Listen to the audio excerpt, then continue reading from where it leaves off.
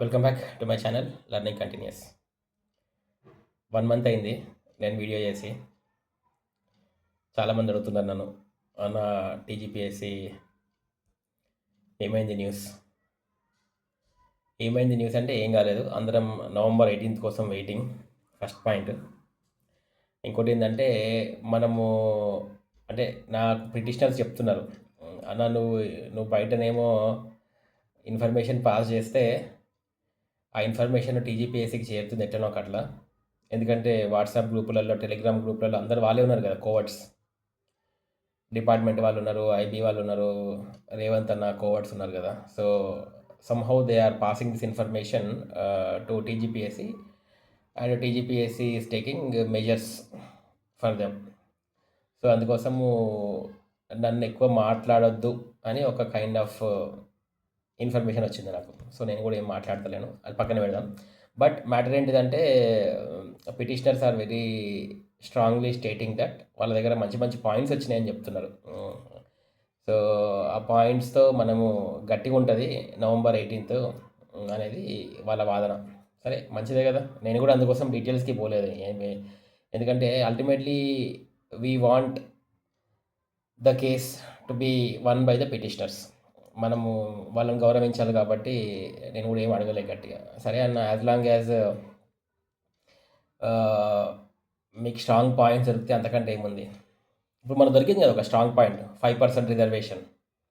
TGPSC వాళ్ళే నోటిఫికేషన్లనేమో non local వాళ్ళకి 5% reservation, 5% non local వాళ్ళకి రిజర్వేషన్స్ లేదు అని చెప్పింది అదే టీజీపీఎస్సి చెప్పింది. మళ్ళీ వాళ్ళ అఫిడవిట్లో నాన్ లోకల్ వాళ్ళకి 5% రిజర్వేషన్ ఇచ్చినామని మళ్ళీ వాళ్ళే చెప్పారు. సో విచ్ ఈజ్ కంట్రడిక్టింగ్ కదా. సో అట్లాంటి మల్టిపుల్ స్టేట్మెంట్స్ ఉన్నాయి కదా.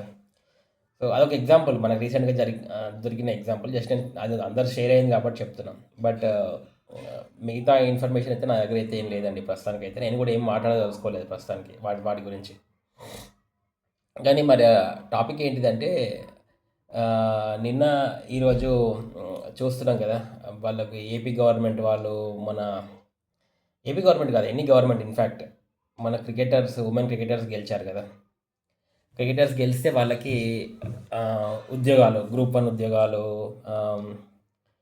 ఇచ్చేస్తున్నారు. సో ఈ పాయింట్ నాకు ఎప్పటి నుంచో అనుకుంటున్నా, ఈ పాయింట్ మీద మాట్లాడదామని. మొన్న మనం కూడా ఇచ్చినాం కదా, తెలంగాణలో నిఖత్ జరీన్, నిజామాబాద్ అమ్మాయికి రెజ్లర్, బాక్సర్ కదా, ఆమెకి కూడా మనము డిఎస్పీ పోస్ట్ ఏదో ఇచ్చినాము. అట్లా మల్టిపుల్ పీపుల్కి ఇచ్చినాం, మనం చాలామందికి ఇచ్చినాం కదా. క్యాప్టెన్ సచిన్ టెండూల్కర్కి గ్రూప్ క్యాప్టెన్ ఇచ్చినాము, అండ్ ధోనికి కాల్నల్ ఇచ్చినాము. ఇట్లా చాలామంది ఉన్నారు కదా. కరణం మల్లేశ్వరి నుంచి స్టార్ట్ చేస్తే 1990s, లేట్ 90s అప్పటి నుంచి ఇప్పటి వరకు ఇస్తూనే పోతున్నాం. మీరాబాయి చానోకి, మణిపూర్ అడిషనల్ ఎస్పీ మొన్ననే ప్రమోట్ అయింది. అండ్ ఇట్లా చాలా ఉన్నాయి. మన పివి సింధు ఉంది, పివి సింధుకి కలెక్టర్ ఇచ్చినాము, డిప్యూటీ కలెక్టర్ ఇచ్చినాము. అండ్ సైనా నెహ్వాల్కి వాళ్ళ గవర్నమెంట్ హర్యానా వాళ్ళు ఐఏఎస్ క్యాడర్కి ఈక్వలెంట్గా ఇచ్చారు. ఇట్లా స్పోర్ట్స్ పర్సన్కి చాలా మంచి మంచి పోస్టులు ఇస్తున్నారు కదా. అయితే నాకేమనిపించిందంటే ఇది నిజంగానే కరెక్టా కాదా అనేది పాయింట్. ఫస్ట్ పాయింట్, అసలు ఎందుకు ఇస్తున్నారు గవర్నమెంట్ ఇంత మంచి హై క్యాడర్ పోస్ట్, అది కూడా గవర్నమెంట్ పోస్ట్, వీళ్ళకి ఇవ్వడం కరెక్టేనా అనేది ఒక వాదన. So one side of the version. ఇప్పుడు మనం పోయి గవర్నమెంట్ని అడిగితే వాళ్ళు ఏమంటారంటే, ఫస్ట్ థింగ్ ఏంటంటే వాళ్ళు చెప్పే పాయింట్ ఏంటంటే, వీళ్ళు మన దేశానికి కీర్తి తెచ్చారు కాబట్టి వాళ్ళు, it is a pride to the nation. So we are giving respect, మనం వాళ్ళని ప్రేజ్ చేస్తున్నాము, మనం వాళ్ళని సన్మానిస్తున్నాం ఇన్ టర్మ్స్ ఆఫ్ ఈ ఉద్యోగం ఇచ్చి. మన దేశానికి గర్వకారణం కాబట్టి మనం వాళ్ళని గౌరవించుకుంటున్నాం అనేది గవర్నమెంట్ మొదటి పాయింట్. సెకండ్ థింగ్ ఏంటంటే, ఇది ఇట్లా చేయడం వల్ల స్పోర్ట్స్కి వాళ్ళకే గౌరవం కాకుండా స్పోర్ట్స్ని కూడా మనము ఈక్వలెంట్ టు అకాడమిక్స్ చూస్తున్నాం. అకాడమిక్స్లో ఒకటే రాణించడం గొప్ప కాదు, స్పోర్ట్స్ కూడా equally important for the well being of a human being కదా అనేది మన గవర్నమెంట్ అనే వాదన. సో స్పోర్ట్స్ ఏం తక్కువ కాదు, వాటికి కూడా ఈక్వలెంట్గా ప్రాధాన్యత ఉంది అనేది గవర్నమెంట్ వాదన. అండ్ మూడో పాయింట్ ఏంటిది అని అంటే, వీళ్ళ స్పోర్ట్స్ కెరియర్ తక్కువ ఉంటుంది కదా, మేబీ 30s, మిడ్ 30sలోకే వీళ్ళు రిటైర్ అయిపోతుంటారు. తర్వాత ఏం చేయాలి వీళ్ళు అనేది పాయింట్. సో అందుకోసము వీళ్ళకి మనం మంచి పోస్టులు ఇస్తే వీళ్ళు సెటిల్ అవుతారు. అండ్ వీళ్ళు ఫోర్త్ పాయింట్ ఏంటంటే వీళ్ళు చాలా హార్డ్ వర్క్ చేసి వచ్చారు కదా. ఇప్పుడు ఒక ఒక కప్పు కొట్టడం అంటే సింపుల్గా మనం వెళ్ళి ఈజీగా కొట్టినంత ఈజీ కాదు కదా. దానికి ఎన్నో ఏళ్ళ కృషి ఉంటుంది కదా. ఆ కృషిని మనం గుర్తిస్తున్నాము అనేది వీళ్ళ వాదన. గవర్నమెంట్ పాయింట్స్ ఇట్లా ఇట్లా 4-5 పాయింట్స్ వాళ్ళకు ఉన్నాయి. స్పోర్ట్స్కి గౌరవము, వీళ్ళకి గౌరవము, అది గౌరవం ఇట్లా. కానీ ప్రశ్న ఏంటిదంటే మనం ఎక్కడ కూడా వాళ్ళని గౌరవించొద్దు అని అనట్లేదు. ఎవ్వరు కూడా స్పోర్ట్స్ని తక్కువ చేసి మాట్లాడతలేరు, ఆ స్పోర్ట్స్ పర్సన్స్ని తక్కువ చేసి మాట్లాడట్లేదు, వాళ్ళ కృషిని మనం తక్కువ చేసి మాట్లాడలేదు. మనం అన్నిటికీ కరెక్టే అంటున్నాం. వాట్ ఎవర్ గవర్నమెంట్ సేస్ మనము కరెక్టే అంటున్నాం కదా ఆబ్వియస్గా. ఎందుకంటే అంత హార్డ్ వర్క్ చేసి మనం రోజు పొద్దున్న లేచి 4 o'clockకి రన్నింగ్ చేస్తామా అండి? మనం అవుతుందా? అవ్వదు కదా. అండ్ అకాడమిక్స్ని వదులుకొని వాళ్ళు స్పోర్ట్స్లో రాణిస్తారో లేదో తెలియకుండానే వాళ్ళు ఎంతో ప్రయత్నం చేసి ఒక మన డిఫరెంట్గా చదివితే మాత్రం మనకు జాబ్ వస్తుంది. కానీ స్పోర్ట్స్ అట్లా కాదు కదా. స్పోర్ట్స్లో వాళ్ళు రాణిస్తారో లేదో మనకు తెలియదు. అట్లాంటిది వాళ్ళు రిస్క్ తీసుకొని ఆడింది కదా. బెట్టింగ్, ఇట్స్ ఏ బెట్టింగ్ కదా, హై రిస్క్ బెట్టింగ్ వాళ్ళు చేసింది ఇన్ఫ్యాక్ట్ చెప్పాలంటే. And that in a country like India. So వాళ్ళ కృషిని మనం ఖచ్చితంగా గౌరవించాల్సిందే. కానీ డిబేటబుల్ పాయింట్ ఏంటిదంటే ఇక్కడ ద మెయిన్ థింగ్ దట్ నాలాంటోడు ఎందుకు మాట్లాడతాడంటే వాళ్ళకి ఎట్లాంటి పోస్ట్ ఇస్తున్నారు అనేది పాయింట్. ఒక చిన్న ఎగ్జాంపుల్ చెప్తా. ఇప్పుడు రాజ్యసభ మెంబర్ అయిండు మన సచిన్ టెండూల్కర్. సచిన్ టెండూల్కర్ ఈజ్ గోట్ అంటాం కదా, గాడ్ ఆఫ్ క్రికెట్. అండ్ అట్లాంటి ఆయన 2012 నుంచి 2018 వరకు ఆయన రాజ్యసభ మెంబరు ఇది కదా. ఆయన పర్సంటేజ్ ఆఫ్ అటెండెన్స్ ఎంత అండి? 8%, లోయెస్ట్ అంటే 5 అంట, హైయెస్ట్ 22 అంట. సో ఇట్ ఈజ్ ఆల్రెడీ అంటే ఎక్కడుంది దగ్గర ఆన్ అన్ యావరేజ్ 8 to 22% మధ్యలో ఎక్కడో ఉంది పర్సంటేజ్. అంత తక్కువ పర్సంటేజ్ ఉంది ఆయనకి. ఇప్పుడు ఇట్లాంటి ఇప్పుడు సచిన్ టెండూల్కర్ క్రికెట్లో నిష్ణాతుడు, is a god of all time. కానీ ఆయన రాజ్యసభకి ఆయన న్యాయం చేశారా అండి? చేయలేదు కదా. ఇప్పుడు ఈ పర్సంటేజ్ చెప్పింది నేను కాదు, ప్రెస్ ఇండియా రిపోర్ట్ వల్లే చెప్పారు కదా. గవర్నమెంట్ వెబ్సైట్లోనే ఉంది ఈయన పర్సంటేజ్ ఆఫ్ అటెండెన్స్. ఆయన అడిగిన క్వశ్చన్స్ ఎన్ని? వెరీ మినిమల్, 22 ఎంతో ఉన్నాయి అంతే. మరి ఇట్లాంటి ఆయనని తీసుకుపోయి అక్కడ కూర్చోబెడితే, లేకపోతే ఇంకెవరో మంచి ఆఫీసర్ని తీసుకుపోయి నువ్వు డిఎస్పీ పోస్ట్ ఇస్తే, అడిషనల్ ఎస్పీ పోస్ట్ ఇస్తే, అట్లాంటి పోస్టులు they are completely service oriented posts. Service oriented posts అంటేనే వాళ్ళు they are suppose to do service. మళ్ళీ చెప్తున్నా, సర్వీస్ ఓరియంటెడ్ పోస్ట్ అంటేనే సపోజ్ టు డూ సర్వీస్. ఒక ఐఏఎస్ ఆఫీసర్ కానీ, ఒక డిఎస్పీ కానీ, ఒక హూఎవర్ ఇట్ ఈస్, అంత హై పొజిషన్లో ఉన్న వాళ్ళు పబ్లిక్కి దగ్గరగా ఉండాలి.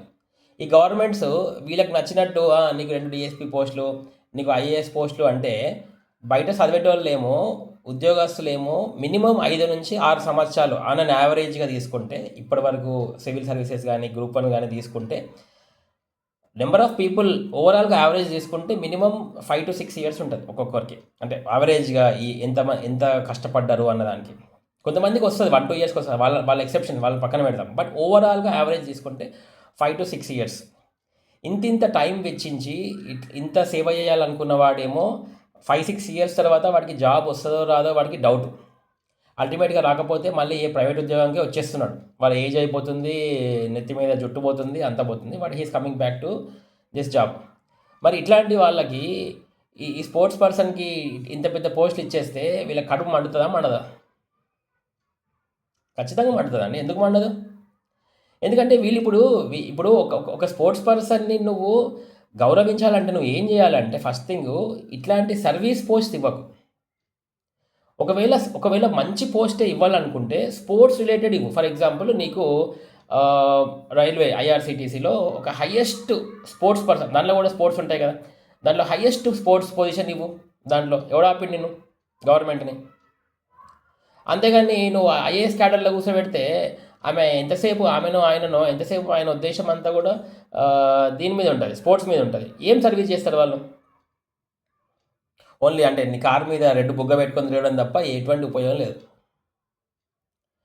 ఇట్లా చేయండి. గౌరవించాలనుకుంటే మీరు వాళ్ళకి లైఫ్ లాంగ్ పెన్షన్స్ ఇవ్వండి. ఇప్పుడు డెవలప్డ్ కంట్రీస్‌లో ఏం చేస్తారంటే మంచి పెన్షన్స్ ఇస్తారు. లైఫ్ లాంగ్ పెన్షన్స్ ఇస్తారు. వాళ్ళకి మంచి ఫండ్ ఇస్తారు. గుడ్ అమౌంట్ ఆఫ్ ఫండ్ ఇస్తారు. అట్లేమన్నా ఫండ్ ఇవ్వండి. వాళ్ళకి స్పోర్ట్స్ అకాడమీస్ కట్టించండి. స్పోర్ట్స్ అకాడమీస్ కట్టించి కావాలంటే సెపరేట్ స్పోర్ట్స్ కోసం ఒక డెసిగ్నేషన్ తయారు చేసి దాన్ని ఇవ్వండి. అప్పుడు వాళ్ళకి వాళ్ళ ప్యాషన్ అదే అవుతుంది. వాళ్ళ వాళ్ళ ప్యాషన్ స్పోర్ట్స్ అండ్ వాళ్ళకి డెసిగ్నేషన్ కూడా అదే ఇచ్చినట్టు ఉంటుంది. అప్పుడు రెండు సింకప్ అవుతాయి. అంతేగాని ఇప్పుడు నువ్వు ఒక ఒక మంచి స్పోర్ట్స్ పర్సన్కి తీసుకుపోయి డిఎస్పీ పోస్ట్లో కూర్చోబెడితే ఆమెకు ఆయనకు లా అండ్ ఆర్డరే తెలియదు, ఇంట్రెస్ట్ కూడా ఉండదు. ఏం చేస్తారు చెప్పండి? ఐ డోంట్ నో ఏం చేస్తారు చెప్పండి? వాళ్ళు జాబ్ ఏమైనా చేస్తారా? చేయగలుగుతారా? అసలు ఇంట్రెస్ట్ వాళ్ళ ఇంట్రెస్ట్ లేని ఏరియా కదా. నేనేమంటున్నా అంటే అట్లాంటి టాప్ క్యాస్ట్ అట్లాంటి టాప్ పొజిషన్లో ఎంతైతే సాలరీ ఇస్తారో, ఎంతైతే పర్క్స్ ఇస్తారో, వాట్ ఎవర్ బెనిఫిట్స్ ఇస్తారో అవన్నీ బెనిఫిట్స్ ఇవ్వండి. అంతకంటే ₹1 ఎక్కువనే ఇవ్వండి. కానీ ఇంత మంచి పోస్ట్, ఇట్లాంటి మంచి పోస్ట్ ఎందుకంటున్నా అంటే మన అందరికీ తెలుసు ఇప్పుడు మన దేశము ఇంత ఇంత పొలిటికల్ మాట్లాడినప్పటికీ who are the backbones? అడ్మినిస్ట్రేటర్సే కదా. ఇప్పుడు ఒక గవర్నమెంట్ ఆఫీసు స్టేట్ గవర్నమెంట్ తీసుకున్న, సెంట్రల్ గవర్నమెంట్ తీసుకున్న, ఒక పాలసీ తీసుకున్న, స్టేట్ పాలసీ తీసుకున్న, సెంట్రల్ పాలసీ తీసుకున్న, దాని వెనకాల రూపకర్త ఎవరండి? అడ్మినిస్ట్రేటర్సే కదా. మరి ఇట్లాంటి అడ్మినిస్ట్రేటర్స్ రాత్రి పగలు పనిచేస్తేనే కదా మన మన దేశం కనీసం ఇప్పుడు మన దేశంలో ఎంతో తిట్టుకుంటాం, కానీ అంతో ఇంతో ఈ మాత్రం ఉన్నామంటే దానికి రీజన్ ఎవరండి? పాలిటీషియన్సా? డెఫినెట్గా కాదు. పాలిటీషియన్స్ టు సమ్ ఎక్స్టెంట్, కానీ బ్యాక్ బోన్స్ ఎవరండి? It is completely the bureaucrats. అది అందరూ ఒప్పుకొని తీరాల్సిందే. అసలు బ్యూరోక్రాట్ వాడు స్క్రిప్ట్ రాయకపోతే పాలిటీషియన్ ఏం మాట్లాడతారు చెప్పండి? స్టేజ్ మీదకి పోతే అబ్బెబ్బే బెబ్బెబ్బే అవుతుంది వాడి పరిస్థితి. తెలియదా మనందరికీ? మరి అంత హార్డ్ వర్కింగ్ ఉన్న పోస్ట్, అంత కీ ప్రామినెంట్ పోస్ట్లని సింపుల్గా నువ్వు ఒక ఒక ఒక మెడల్ తెచ్చేసినావు అని ఇచ్చేస్తే అది డెఫినెట్గా అది ఇట్ ఈస్ జస్టిఫైడ్ కాదు. నా ఉద్దేశంలో డెఫినెట్గా జస్టిఫైడ్ కాదు. అంతకంటే మంచి డబ్బులు ఇవ్వండి, అంతకంటే స్పోర్ట్స్ అకాడమీలు క్రియేట్ చేయండి, అంతకంటే బెటర్ పొజిషన్ చేయండి, అంతకంటే మంచిగా సన్మానించండి. వాళ్ళ వాళ్ళ పిల్లలకి ఇంకా ఏదైనా ఇంకా ఇంకా చాలా చేయండి. మీరు ఇంకా అదర్ వేస్లో చేయొచ్చు, కానీ except giving these high position service jobs. కావాలంటే నువ్వు కార్పొరేట్ ఇవ్వు, ఒక నో ప్రాబ్లం. కార్పొరేట్ సీఈఓలను, కార్పొరేట్ లీడర్షిప్, టాప్ లీడర్షిప్లో వైస్ ప్రెసిడెంట్, సీనియర్ ఎగ్జిక్యూటివ్ లెవెల్లో నువ్వు నువ్వు కావాలంటే అడిగి ఇప్పించు, నో ప్రాబ్లం. ఎందుకంటే కార్పొరేట్ అంటే వెరీ ఫ్యూ పీపుల్ ఉంటారు. కానీ ఒక ఒక ఒక డిస్ట్రిక్ట్కి సంబంధించిన పోస్ట్ ఇస్తే, ఫర్ ఎగ్జాంపుల్ ఒక అడిషనల్ ఎస్పీ ఉన్నారు, ఒక ఎస్పీ ఉన్నాడు, ఆయన చేతిలో ఒక డిస్ట్రిక్ట్ ఉంటుందండి. హీస్ వన్ రాంగ్, ఒక ఒక ఒక ఎస్పీ కానీ ఒక కలెక్టర్ కానీ ఒక one wrong decision will completely ruin the future of a district. కాదంటారా? ఒక్క చిన్న డెసిషన్ తప్పు చేస్తే అది ఎంత పెద్ద కెటాస్ట్రఫీ అన్న క్రియేట్ చేస్తుంది. మరి వీళ్ళకి ఏం తెలుస్తుందండి? స్పోర్ట్స్ పర్సన్కి వీళ్ళకి ఏం తెలుస్తుంది? వీళ్ళు ఏమన్నా ప్రిపేర్ అయ్యి వచ్చారా? సబ్జెక్ట్స్ చదివిరా? పబ్లిక్ యాడ్ చదివిరా? సోషాలజీ చదివిరా? ఆంథ్రపాలజీ చదివారా? వీళ్ళు ఏం చదివారు? గట్టిగా చూస్తే వీళ్ళకి అసలు కాన్స్టిట్యూషన్లో ఏమున్నాయో కూడా తెలియదు. వాళ్ళని తీసుకుపోయి ఆడ కూర్చొని అంటే నువ్వు ట్రైనింగ్ ఇస్తే అయిపోతుందా? ట్రైనింగ్ ఇస్తాం కదా మేము అంటే, ట్రైనింగ్ ఇస్తే వాడి ఏరియా ఆఫ్ ఇంట్రెస్టే కాదు కదా. అది వాడి ఏరియా ఆఫ్ ఇంట్రెస్టే కాదు. నువ్వు ఎంత ఎంత ట్రైనింగ్ ఇస్తే ఏం లాభం? అట్లా. సో ఇది నాకు ఎప్పటి నుంచో చెప్పాలనిపించింది. ఇది గవర్నమెంట్ థింక్ చేయాలి. Government should think. మేబీ ఎవరైనా గవర్నమెంట్ వాళ్ళు చూస్తే వాళ్ళు ఏమన్నా ఇది ఆలోచించండి సార్, మేము స్పోర్ట్స్ పర్సన్ని కించపరచట్లేదు. స్పోర్ట్స్ పర్సన్కి అంతకంటే ఎక్కువ గౌరవమే దక్కాలి, కానీ not with this kind of important post అనేది నా పాయింట్. మీరు ఎవరైనా ఏకీభవిస్తే కింద రాయండి కామెంట్స్, తెలుస్తుంది కదా. ఎందుకంటే it is not only my opinion, public అందరూ కూడా ఒపీనియన్ ఏమనుకుంటారో కూడా తెలియాలి కదా గవర్నమెంట్కి. మనమేమో ఇంత హార్డ్ వర్క్ చేస్తుంటే మనకేమో జాబులు వస్తలేవు. వాళ్ళు ఒక మెడల్ తేయంగానే, ఒక బ్రాంజ్ మెడల్ తేయంగానే ఇంకా మనకి మామూలు చెప్పలేము. ఇక అందరం ముక్కు మీద వేలేసుకునే అంత ఇస్తారు. ఇటు క్యాష్ ఇస్తారు, మంచి మంచి జూబ్లీ హిల్స్, బంజారా హిల్స్లో ల్యాండ్స్ ఇస్తారు, మళ్ళీనేమో అడిషనల్గా ఒక గ్రూప్ 1 గ్రూప్ 2 పోస్టులు ఇస్తారు. ఏంది అది? నాకు అర్థం కాదు. వాళ్ళ జేబులోకి వెళ్ళి ఇస్తున్నట్టు ఇస్తారు వీళ్ళు సింపుల్గా. గవర్నమెంట్స్ అడిగేటోళ్ళు లేరు. ఇది ఇట్లా తయారైందండి. So sad state of this thing. నేనేమి డిబేటబుల్ పాయింట్ కాదు. ఇట్ ఈస్ జనరల్ అబ్జర్వేషన్ కదా, ఇట్ ఈస్ జనరల్ అబ్జర్వేషన్. డెఫినెట్గా చూద్దాం గవర్నమెంట్ స్లోగా ఏమైనా మారదో. Let's see what happens. అదండి. Thank you very much for watching my video. This is Aditya Bomma signing of.